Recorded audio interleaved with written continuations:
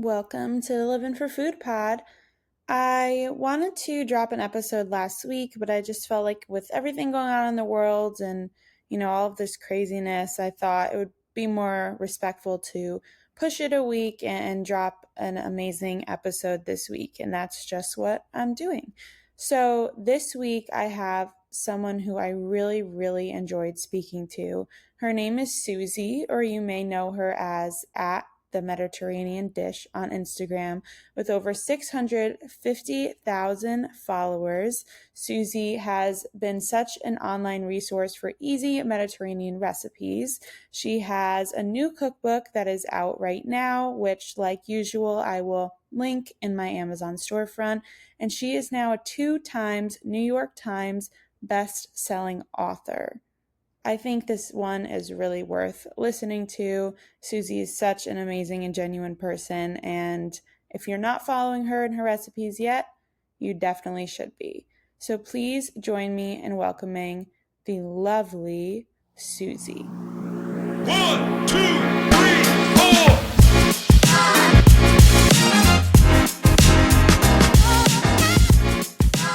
Thank you so much for coming on the Livvin for Food pod. It's really great to meet you and connect. I was looking at a lot of your recipes this morning, and now I'm starving. So That's we should always wrap the this up goal. quick so I can make some food. Well, thank you for having me. I'm excited to be here. Of course. I would love to start by talking about your upbringing, because at an early age, you aided in your mother's kitchen in Port Said, Egypt. Can you paint a picture for listeners on what cooking for you was like back then? Yes, so Port Said is a cosmopolitan Mediterranean city in Egypt. And it's a bit of a melting pot when it comes to food. So there's a lot of Mediterranean, Middle Eastern influence, and a lot of flavors came together on the seashores, as so to speak. So my mom's kitchen just was a busy place full of flavor. And I just sat there all day long doing my homework or whatever it is, and I partook of whatever she was cooking. So it was just kind of the way of life, so to speak. Did she give you any tasks, or were you kind of observing? I don't remember very many tasks. I left home at the age of 16 to go to college, so I don't remember before that, just other than maybe on occasion when we would be preparing maybe for Easter or Christmas, and she would be making cookies or rolling grape leaves. I would just sit at the table with her and friends, and we would all do this together. The kitchen is really kind of a sacred place all over the Mediterranean and maybe the world too. But in that part of the world, that's where people hung out. And so whenever there is a event or whatever, the ladies are all kind of hanging out in the kitchen together. And so I just was a part of that in general. And I'm sure she put me to work. My mom was a teacher, so I'm sure she did. Okay. Yeah, that would definitely track for her. Yeah.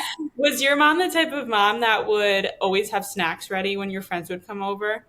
So the snacking bit is not very much a Mediterranean thing. So there was always food. It just was never not there. But when you think of a snack here, I think at least my kids think when they go to their friends' homes, the snacks are, cookies or crackers or whatever. But back home, the snacks were a meal. So like I remember coming home from school in the winter, and the winters there were brutal. And so I would walk in, I'm like super cold. My snack was like a cup of lentil soup. So that would have been my snack. But so when you say snacks, I tend to think of like little meals and meze and like just handheld foods, but not so much a sugary snack after school, if that makes sense. That totally makes sense. Yeah. Us Americans, when I think snack, I think chips, Yeah. processed foods. I mean, healthy snacks too, but Yeah. the kind of gist. But honestly, that's probably a bit more hearty for you to have little meals like that versus us just reaching for, Tostitos or something like that. Yeah, and then it's the same I've traveled all over the Mediterranean. It's the same in Italy, same in Greece.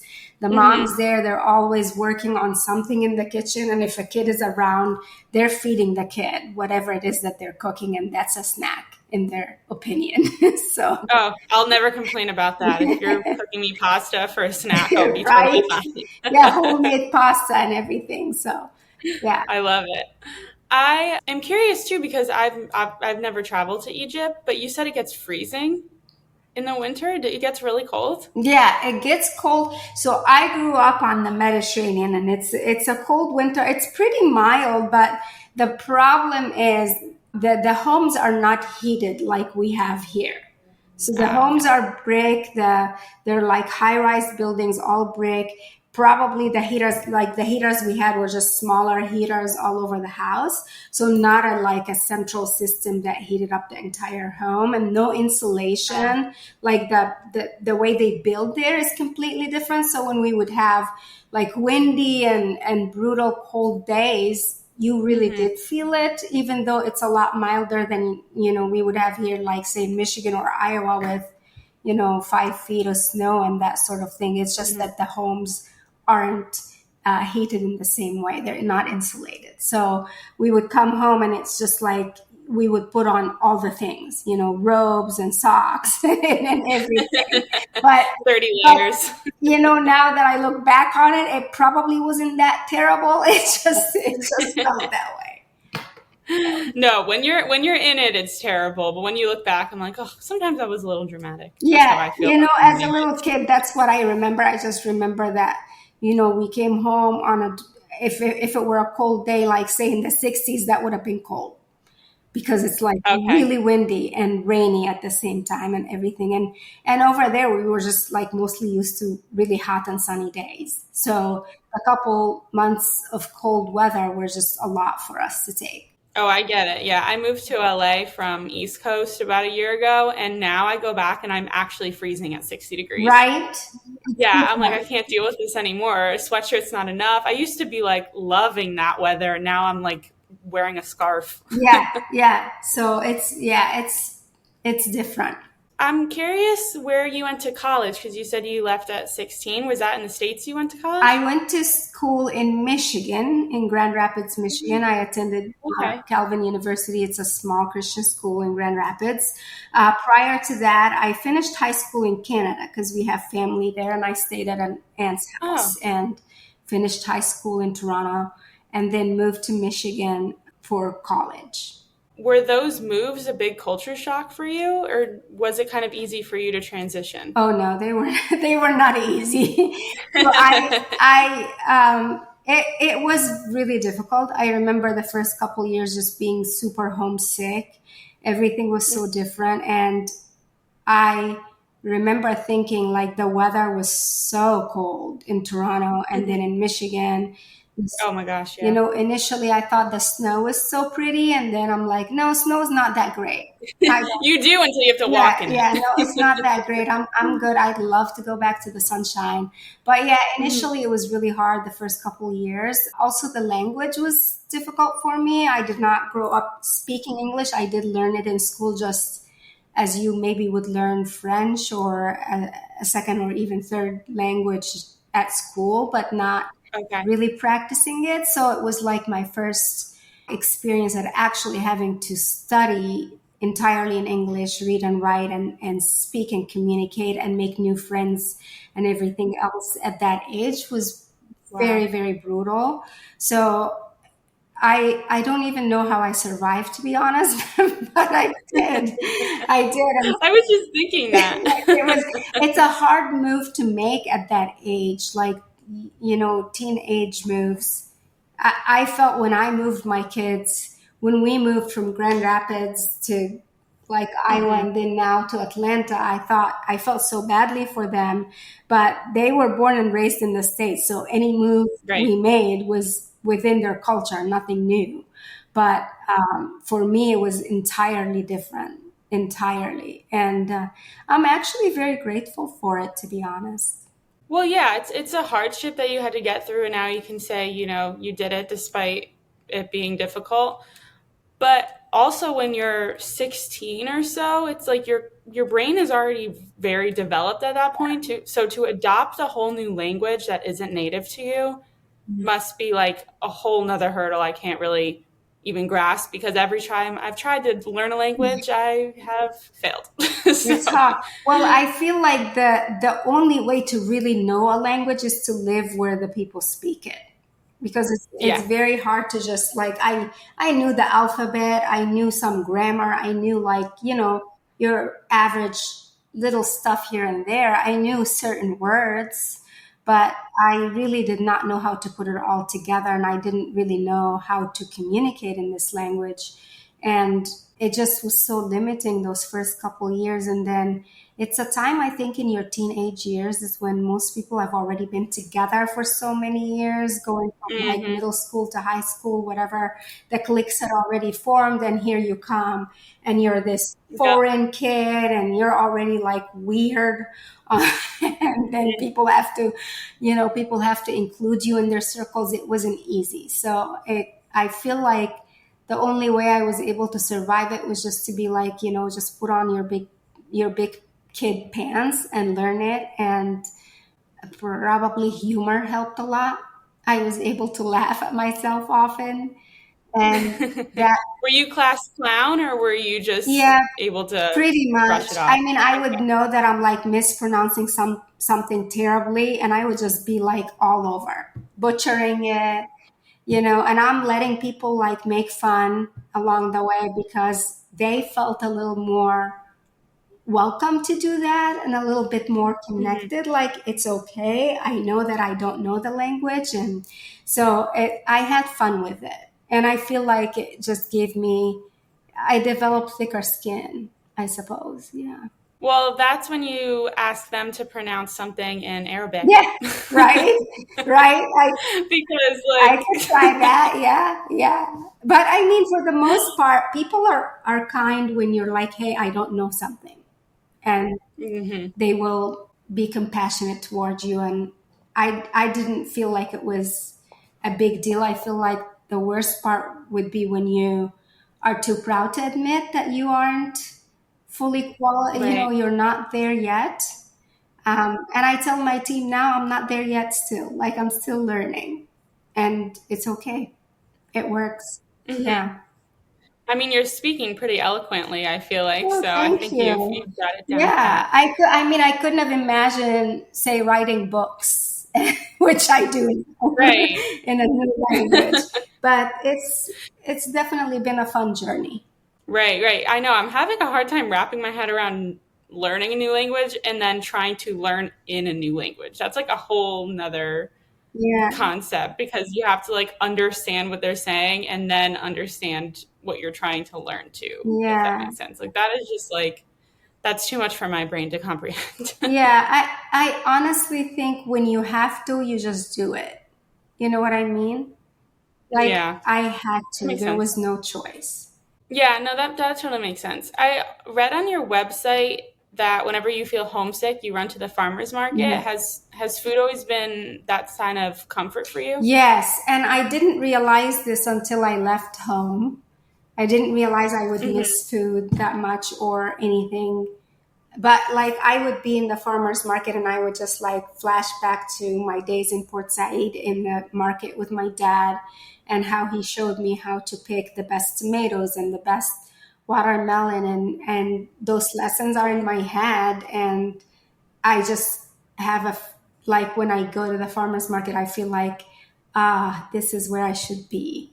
So it's that place that gives me all the good vibes, so to speak. Yeah, it's like a safe Yeah. haven for you to just Yeah, even though the be market here stuck. is completely different, it still has that vibe of like everybody's here, everybody's looking at the produce, the smells of, fresh herbs and, all that. It just is, I try to look for hints of home wherever I go. And and one might argue that home is now here for sure, because I've lived in the US a lot longer than I have in Egypt at this point. But still, those early years growing up somewhere else across the world, it doesn't go away. And it's nice to be able to, No, you can have multiple yeah, homes. exactly, You don't have to pick one. exactly. And it's nice to be able to like find those common places, and I think Where you just feel for secure. sure, and I think food, whenever you're at the table with anybody, food is a really powerful tool to get to know someone and to hang out at the table. And I've just been blessed that that's the way I grew up and that's the way I connect with people.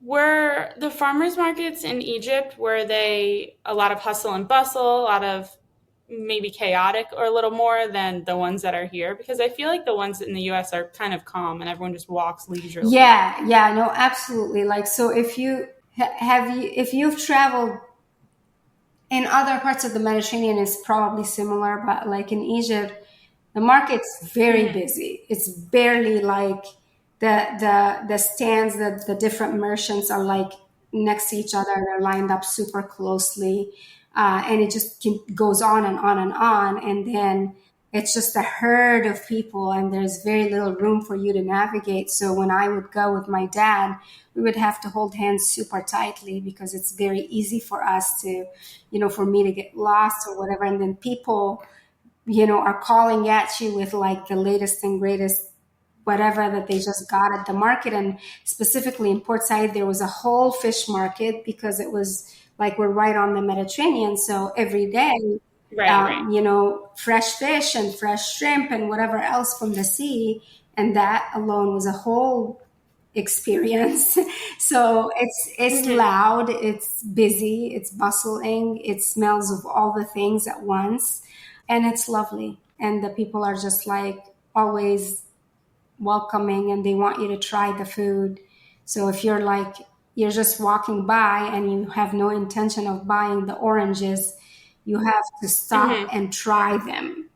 And that Yep. was just part of the thing. And my dad is no longer with us, but my dad was a pastor in Port Said, and he was so well loved and known in the community. So whenever I would go with him on those souk days, on those market days, for him it was a lot more than just going to grab some food to make. It was more like that was actually a time on his calendar to go check on these people and check on the community and talk to different people.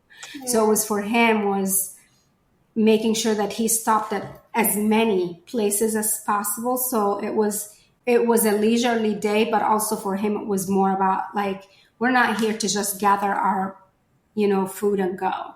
We are here to talk to this person and this man and this woman and this lady over there and that person over there because they mean something and they need to know that we care. So we would go and talk to all these people and we would have to sample every single thing. And it was just like by the time we went home, there was no need to really eat dinner, but because we'd already had like the fresh oranges, the beautiful whatever was sold that day, we sampled it. And it's just there's this certain generosity of heart in that part of the world that is really unique. How interesting that both your mom and your dad had such a big part in your food journey, but both kind of in different landscapes. Like your mom always was Yeah. cooking and probably you were learning from her, but then your dad really fostered the community side Yes. of it. Do you feel like that is what helps you create the community that you have now? Yes, absolutely. And it wasn't anything that they intentionally like they wouldn't sit us down and go, food is a big deal. They just showed Right, us that food was a big right, deal. right. So because Uh-huh. growing up in a pastor's home in that part of the world was kind of unique too, because people would just show up anytime they needed something. And he was sort of like a Oh. person in the community that people sought out for different things, not just because they went to church, but because, they would run into an issue and they needed to talk to my dad, and his door was always open, not just in the office, but at home. So people would just come knock on the door and it might be almost dinner time and suddenly we have a few extra guests at the table and it was just fine. And my mom would just pull whatever in the fridge and make a feast of it. And it was like not a big deal at all. And I think in that regard, I'm so blessed because I'm never afraid to have people over. I'm never afraid to, like, if even on a, last minute someone is in town and they call up, I'm like, hey, come for dinner. It's no big deal, because I feel like I don't think about it so hard because my family never did. We just shared what we had. And I think there's just something about that. I feel like our lives here can get so busy and so we're so Yes. confined by our calendars and by our activities. Tell And me about it. right, and all these different things, that it's Yes. like, well, if I really wanted to see a friend, I'd have to make an appointment a month ahead and be like, can we meet for coffee? And sometimes it's a back and forth to meet for coffee when it's just like a half-hour situation. And that was really not my experience growing up. And I'm trying to make sure that I have a bit of that spontaneous, which is not always possible, but have a bit of that spontaneous thing of like, even though I may not have a full feast in my fridge, I'd really rather see my friend if they're in town for a night. And I'm just going to invite them over, even if we're going to just sit around and have cheese and crackers or whatever it is. No, I understand that deeply. I learned that I am shackled to my calendar, and I'm just at this point, it's like I have to schedule things several months out. And if like a friend wants to come visit, I'm like, I just, it's not going to work unless you tell me at least 2 months ahead of time. So I feel like I do have to get a little better at being spontaneous like that, because it's just, you're never going to see anyone. Yeah, it's hard. Ever. And I think also another part about, even in my new cookbook, which is coming out, which is out this year, it's called Simply Dinner. And the whole point of it is kind of to try to not necessarily debunk, but help people kind of get our heads, all of us, around the idea that dinner does not have to be such a chore and it doesn't have to be such a big to do. There are ways to make it a more joyful, less stressful occasion, whether it's just for you and a small family, just for yourself, or for a big group. And I feel like one question that's always come up since I started writing about food, people are always wondering, like, well, how do you cook every day? Or how do you put dinner on the table every day? I really don't. Right. But I don't really think hard about that. Like, I don't have that stress. And I feel a lot of us have an expectation of what a meal needs to look like. And we've built this whole thing in our heads that it needed to be this big labor of love, and that you had to toil so much. And so it just became like dinner time became synonymous with a chore. And it's just, Right. then you don't have a great feeling about it. And so the whole thing about like simplifying dinner, it's a two-part situation. First, like mentally ditch all this labor of love situation. Keep the love, that's fine. You can ditch the labor. And then just look into what you have on hand, because there are ways to make dinner so fast and without thinking so hard. Yeah, I think too, and I feel like I've been guilty of this too, just with the culture I've grown up in, is that easy dinners can sometimes equate to being lazy. Yeah. Like, oh, I threw together this super healthy dinner. Maybe it's literally just rice, vegetables, and chicken or something. But then I'm like, that was kind of lazy of me. Like, I could have done better. But then when you think about it, you're getting all your food groups in, and it did the job, And spices are very powerful. So all you have to do is throw like a few spices in, and you don't have to go crazy.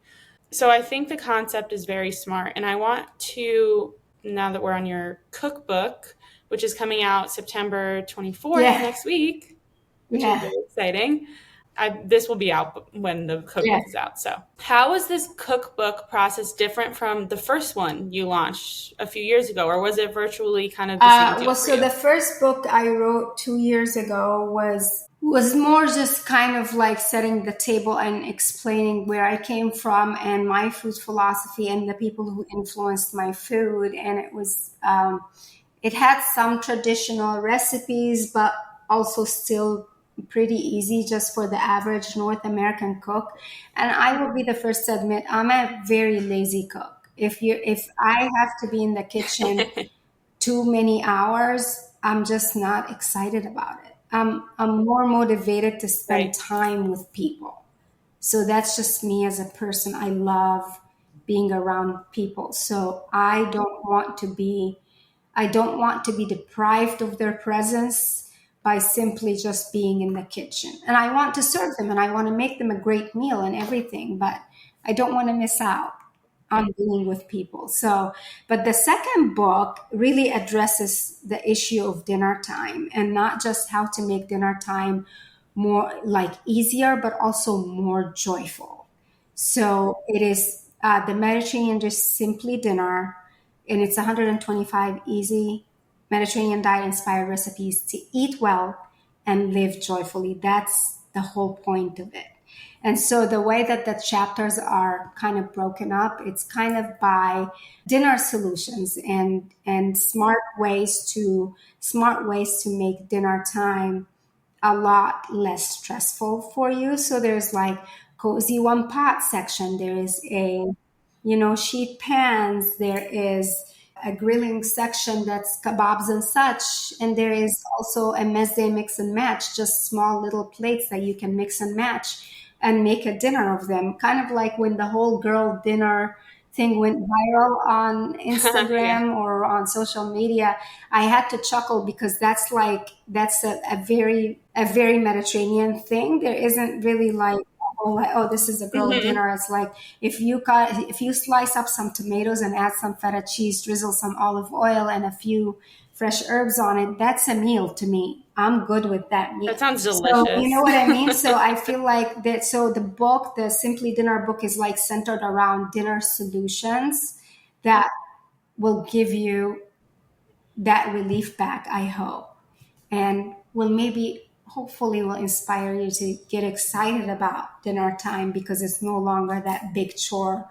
So it's an invitation for all of us to ditch the labor, but keep the love, peace, but ditch the labor. And an invitation to just like, you know what, maybe let's look at what if dinner time didn't have to be a chore? What if dinner time became this life-giving experience for the entire family?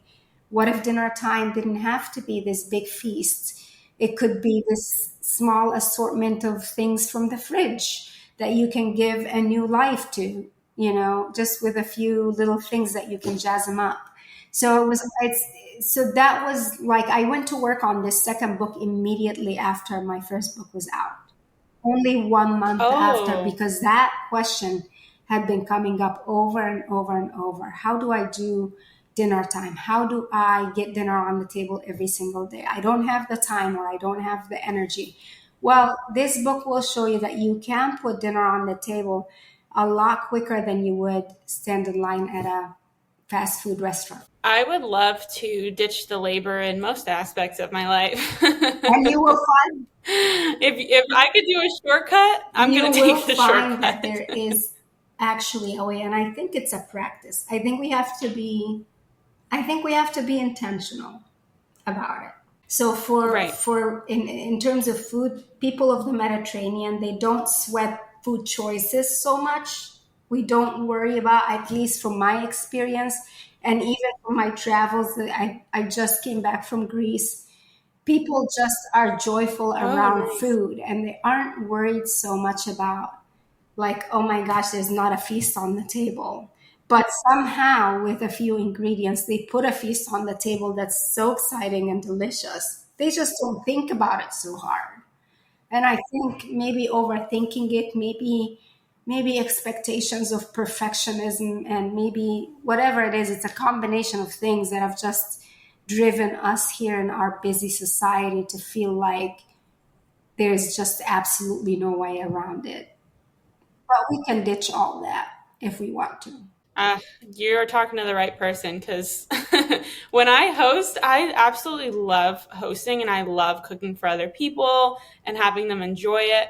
But I'm such a perfectionist that like it can get more stressful for me than fun. So I've I need to let go of that a little bit. So I've taken a step Yeah. back from hosting things because it just gets stressful for me because I Yeah. want it to be perfect and just look good too, and then have everyone be happy. And then the whole time I'm just worried. I'm like, do they like this? Do they like this? Maybe they hate this, whatever. And then I can get in my head about it. So I think it's important to take a step back and say, okay, does it really matter that much, or does it matter more that you're just surrounded with your friends and family? Exactly. And you'll find that most people are just very grateful to be lavished upon in this way, Included. because to cook for somebody is a very special thing. If you make a meal for anybody, no matter how big or small the meal is, it's a very special thing. So most people are grateful for it.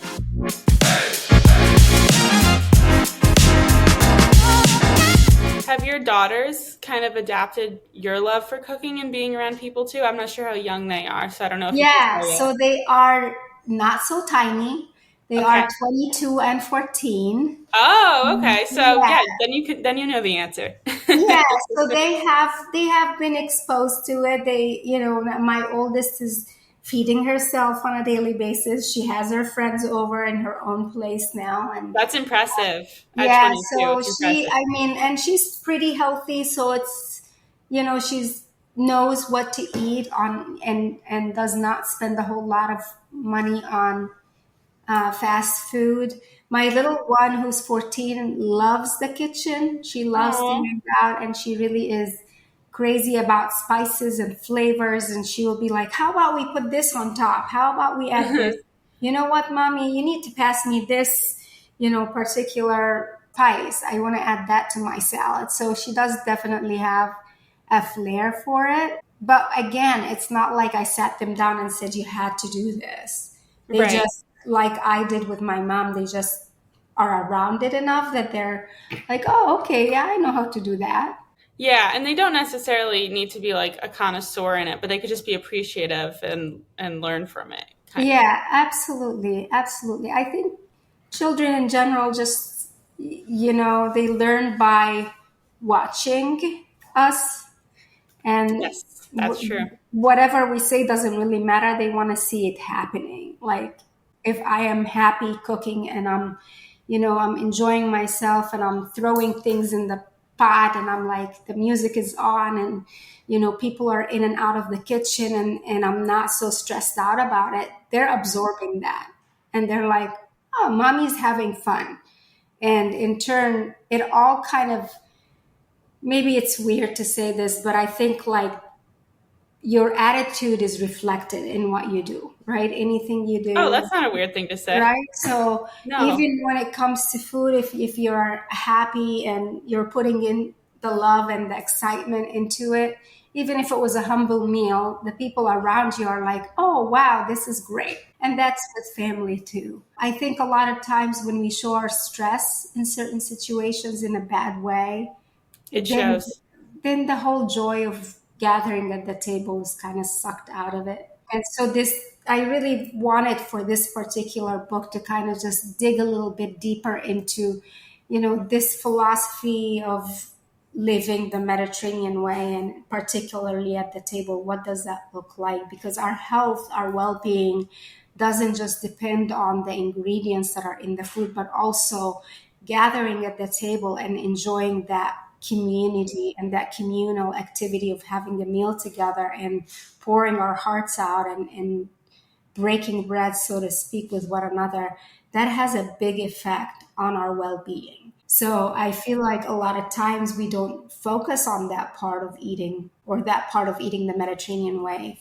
For sure, that's a big part of the Mediterranean culture, that community, that gathering, that experience of being together. It's a major deal. I don't know if you've watched like the Blue Zone series and other things about the Blue Zones No, I community. haven't. So the Blue Zones are those six areas all over the world, but a couple of them, Okay. at least a couple of them, are Mediterranean. That's where people live the longest. So yeah, Uh-huh. Isn't there like a town in Italy? yeah, Sardinia. Yes.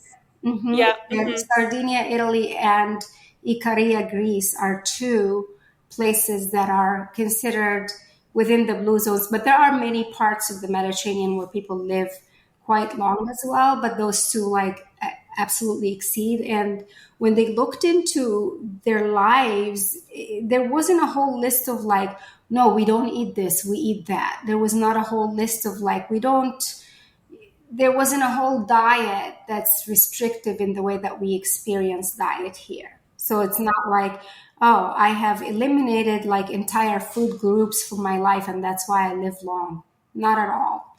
These people are not thinking so hard about every single choice they make in food, but naturally, because they are eating what the earth has given them and they are making the time to be with family and community, and they have a bigger purpose in life than counting calories and macros and all that jazz. They're living longer accidentally almost. They're not really even thinking about it.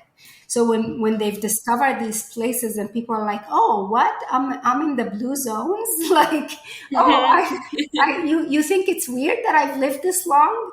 It's because they're not even thinking about it. They're just accidentally living long because they have committed to just these practices of generosity toward each other, this practice of community, this practice of like eating in seasons, walking everywhere you need to go, and just the Mediterranean life. And so part of my mission, and I'm talking your ear off now because I'm so no, that's why we're here. I'm so passionate about this, but part of my mission is like, let's start with dinner time. Let's just make that a little bit easier and more joyful for everyone. Right. And I think too, and this is just something I've noticed in my own life and just American culture, as, families, as kids grow up and everything, it can just become easier to eat your meals separately.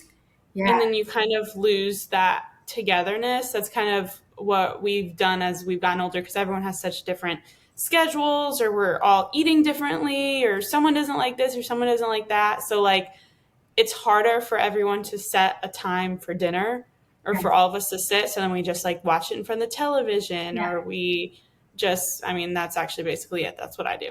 Yeah. So, but you know what? Then don't feel so terribly about some of that, because sometimes we don't really have a choice. But let's try to, when we have a choice, let's try to do it. Because I feel like I don't ever want people to feel like I'm shaming you for your style of eating or whatever. You can do whatever feels right to you. The whole guilt aspect of our culture is another layer too that we add to almost everything that we do. Yes, it is. It includes dinner time. And so it's like, you know what? It's okay that on Wednesday nights, everybody has to do so many different things and we don't meet until like 8:00. Well, do we have a half hour at 8:00 maybe to just sit around and have a piece of fruit together and just like chat about our day? Maybe it's not necessarily the real big meal that we're at the table together for, but maybe it's just like, hey, let's have some tea, or let's let's just sit around and, decompress and have a little bit of FaceTime, even though it's not a part of the meal. So, but as much as I can, my family is always eating at the table together, weirdly enough, for so many years. And it's just is the way it is. But I know that for some other families, that's not possible. No, that's a really good point to say, that like it's not always going to be possible for everyone else to have a family look like another family who's all wholesome and eating together. And everyone's very different. So you do have to find what works for you.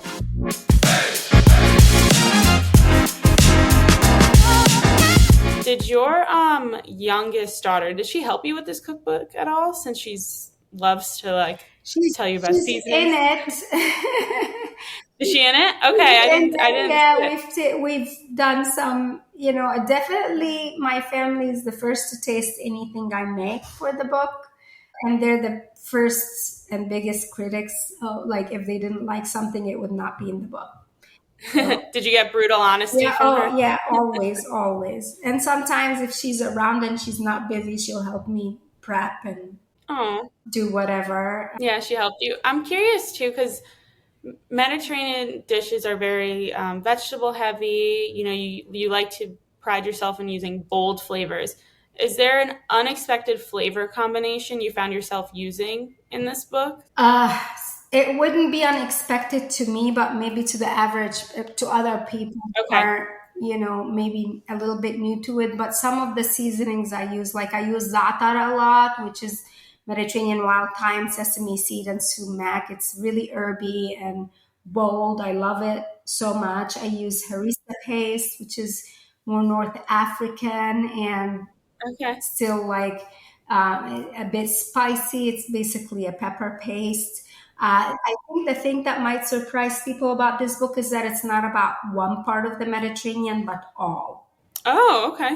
So, because the Mediterranean is quite large, it's more than 20 countries touching the Mediterranean. And so the flavor profiles will differ from one place to another. And for me, I'm sort of a rebel. And sometimes I'm like, I don't care if this is North African. If I want to make a harissa pasta, I'm going to make a harissa pasta. Where you think pasta is Italian, harissa is Tunisian and North African, I can use the two together and they will happily live and nothing will happen. This book has a little bit of that sort of vibe of mixing a little bit of these different seasonings in unexpected ways, but they don't surprise me. I'm like quite comfortable with it. I love to do that. Mm-hmm. Yeah, pushing the boundaries a little bit. That doesn't really surprise me either because you said Egypt was such a melting pot, so I'm sure that's where a lot of your influence is coming from.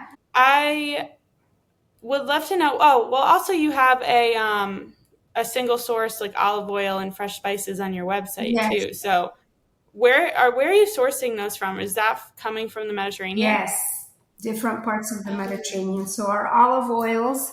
So yeah, when you're on the MediterraneanDish.com, if you hit the shop tab, that's where all the things that I use are. Our olive oils come from Greece, Italy, Spain at this point in time. And so they are sourced from those places. We have spices that are sourced from different parts of the Mediterranean depending on what spice. But we do have some great collaborations and some great people helping us bring it all together.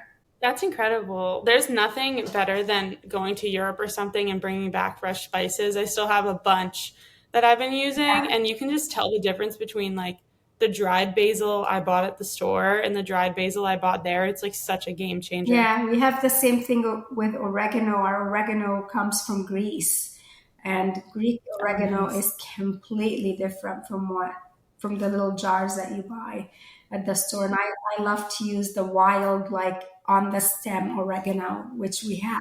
That's what I have too. In the store, and it's just so much. It's bold and beautiful, and people when they begin to try these flavors, they kind of get hooked, and they know that they can transform something so simple into a glorious meal just because they've used a combination of spices in it. No, that's so true because even the bottled ones I have, I feel like I'm using so much of it and it's really not even getting the flavors I want. And then I'll use like a little bit of that oregano stem and it's like you can smell it before you even put it in. And it's just is like a total change in what I was making. Yeah. So if you're listening, you should try to get spices originated from other places if you're able. Yeah, for sure. It's a life-changing experience. And they last. I have mine, they last a while, so it's not a wasted investment. It can surely make a difference. A good pantry can make a difference in making dinner a lot easier and more exciting. I was looking through your YouTube channel as well. Is there a recipe on there that you didn't expect to do really well, but then people just keep coming back and you're like, I love this recipe? Oh, that has happened several times. Let me think here. There is one video for a simple sauteed cabbage that all over social media, I call it sexy cabbage, and it's the weirdest thing because it's just... Oh, I just saw that on your Instagram. Just a funny thing. And every time I post that, this is like several times now, but the first time I posted it got a couple million views and I just could not figure out why.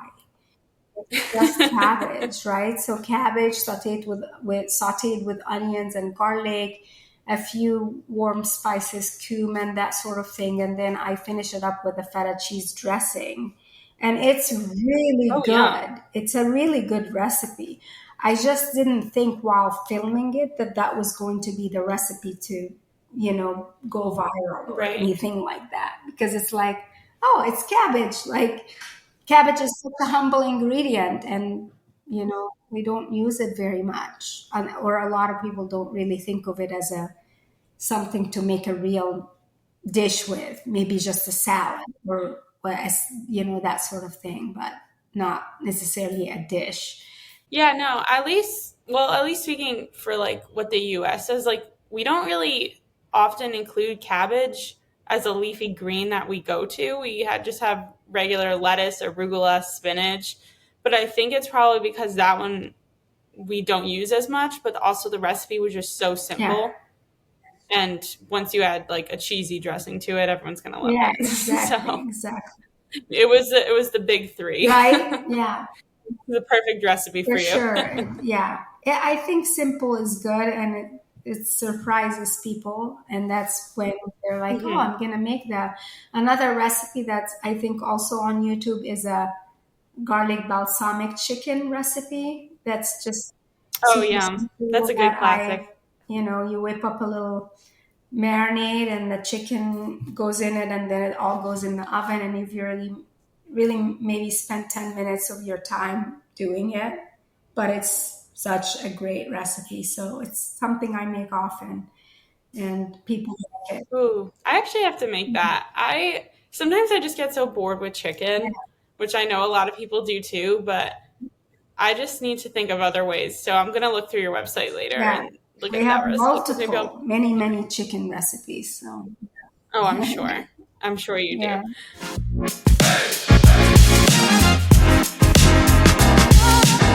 I would love to talk about what's next for you. I always ask, aside from the cookbook, do you have any other upcoming projects you would like to share? Anything else going on? I have a couple of projects, but I can't talk about them yet. Okay, that's But okay. they're It'll going to be. be so exciting, I promise. Hey, that's Yeah, something. That's yeah. something you can get people Yeah, excited for. for sure. Yeah, and we're always working on the site, always adding new things, always exploring extra things to bring to our shop. And it's just been a fun ride. This is our 10th year now, so we're celebrating our 10th Wow. anniversary for the MediterraneanDish.com. So, Oh, yeah, thank you. congratulations. Thank you. That's so incredible. Well, do you remember when you posted your first blog, how that felt? Yeah, I did not feel a thing, honestly. I was like, it was at first it was just simply like a place to document these recipes for my daughters. I wasn't thinking it was going to be anything major. And so those first couple years I didn't really care. I didn't think so hard Hmm. about it. I just put stuff that I think I want my kids to be able to make at some point. And then slowly but surely, people began to email me saying, hey, I was prescribed the Mediterranean diet and I bought these books and they're so difficult to cook from. And I'm so glad I found your stuff. And then it dawned on me that, Oh, oh, I'm doing something for other people. And that's really when my focus shifted to helping other people in that way. And it's been a joy and I'm really grateful for it. And our team has really grown a lot since then. So I really am not the one to take credit anymore. well, I mean, that seems very parallel to what your dad used to do because people used to go to him all the time to talk about their life or Yeah. advice, like you mentioned. So that's interesting that you've kind of taken on that role, but in the internet space and people come to you.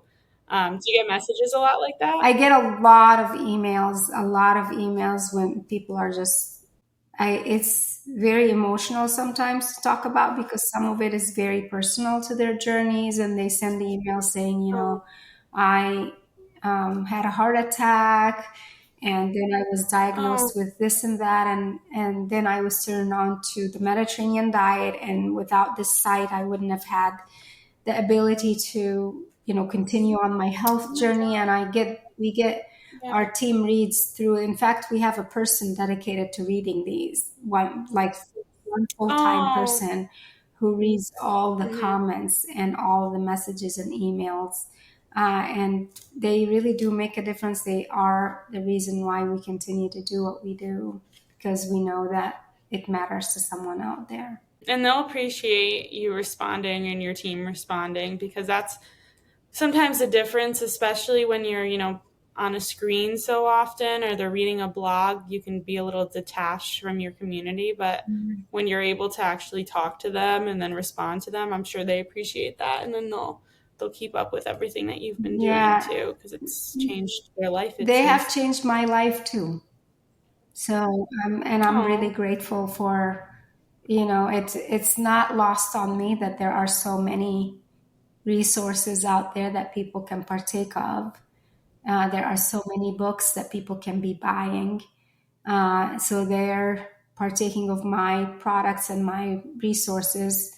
That to me is really a vote of confidence, and it makes a lot of difference and keeps us going as a team. And this year or last year, we were able to begin hiring, and this had been a long time dream of mine. We were able to implement a contributor program and hire chefs and writers from all over different parts of the Mediterranean who are able to now share their voice and their culture and their recipes, from Spain, Italy, Greece, Lebanon. I'm forgetting some places, but we have that's so incredible. Iranian, a lot of different flavors on our site, and it's been exciting to see more and more names on the site. When I started, it was just me, but as of 2 years ago, we began to implement bringing in other people to write and to share their stories and recipes. Oh, that's so sweet. You seem like such a sincere person, so I feel like you deserve everything that is coming your way. You're like this one, so sweet, honestly. Thank you. I am grateful for it all. And it seems like you are. Yeah, I really am. And I'm just really excited and nervous to see what happens with this new book, and if it will be as successful and as loved as the first one. It's always like, oh man, but the first one was so great and it made the New York Times list, and now I'm just like, hopefully this. I know, it's like, can we do it again? It's that kind of extra pressure, but right? Also, if not, it's okay. Hopefully it helps somebody out there. I always say, like, I wrote an article the other day that was a little bit more vulnerable for me about my eating habits than, I'm used to.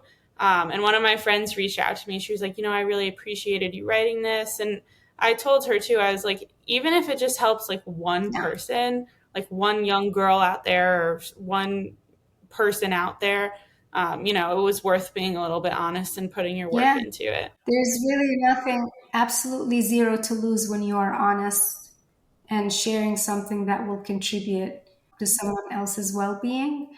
And honestly, like in our lifetime right now, like what's happening in the social media space, and there's a lot of content that is not, that is not life-giving, so to speak. There's a lot of there's a lot of misinformation. There's a lot of negativity, but also on the other hand, even when people are being positive, they're not always being sincere. And there's a ton of there's a veneer. There is a different, people are living through, I don't know, the influencer space, so to speak.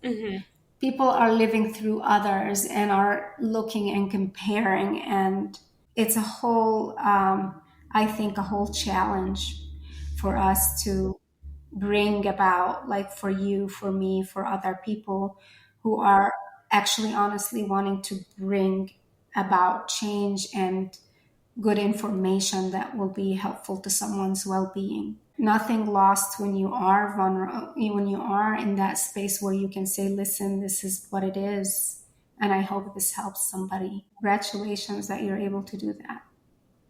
Oh, well, thank you. I know I can feel like I can get frustrated when I see like one of those videos that kind of masquerades as being helpful. Yeah. And you know in the back of your mind that people are susceptible to that, especially children who are like going through all that. And I was like, dang, I had it hard in middle school and younger, but I can only imagine what's going on in their heads now, seeing all this. So it's really hard, hard, and so we have to be able, when we can, we have to stand up for what is true and what is good, and that's all we can do. Well, I'm very excited for your cookbook to come out. I have a feeling it'll do just as good as the first one, if not better. And if it doesn't, that is blasphemy. I hope so. Thank you so much, Olivia. You're welcome. Thank you. I have one final question for you that's kind of a fun one, and I ask every single guest to lighten the convo a little bit. Okay. If there is one cooking utensil or appliance you think everyone should splurge on, what would it be and why? Someone should splurge on one appliance. Mm-hmm. Okay, so I'm not a gadgety person, so this is going to be very boring. But I say a nice Dutch oven or a large pot that can handle like a lot of heavy duty. So I have a couple of those because I'm always like, I'm a soup person. I like to make one pot things all the time. And that's one of the things I always go to. A nice cast iron skillet is never a bad idea, but those aren't such a big splurge either. To be honest, I bought myself a rice cooker one day a long time ago. I gave it away because I don't use it. I also thought at some point the Instant Pot was a big deal. I think it is still. I think it is. People use it very. I gave that one away also because I only used it once, and I was like, "This is not simpler, and it's not quicker, and it's like I just didn't think it was helping my life." So I'm just a really traditional, like, buy yourself a good pot, a few good utensils, and you're good to go.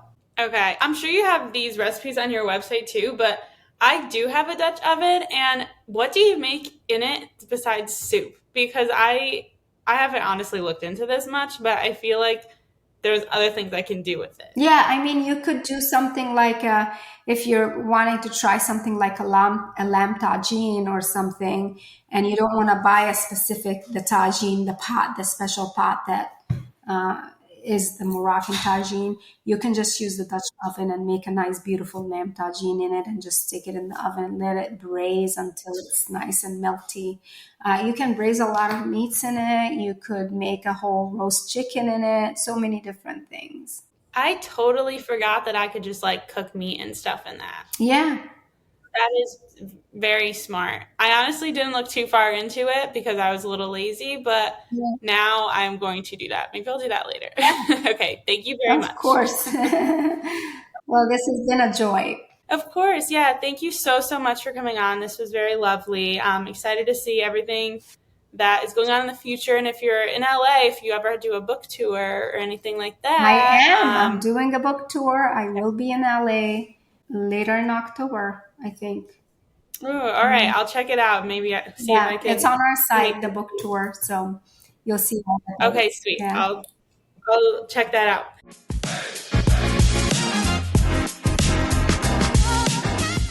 Hey, fellow foodies. Thanks so much for listening. And don't forget to leave me a review. While you're at it, make sure to follow me at livvinforfoodpod on Instagram or TikTok, or email me at livvinforfoodpod@gmail.com. Let me know what you're cooking up this week, which guests you would like to see on the podcast, or tell me your opinions on the latest viral food trend. And in case you're just joining me, there is an entirety of Season 1 ready and waiting for you. Until next time.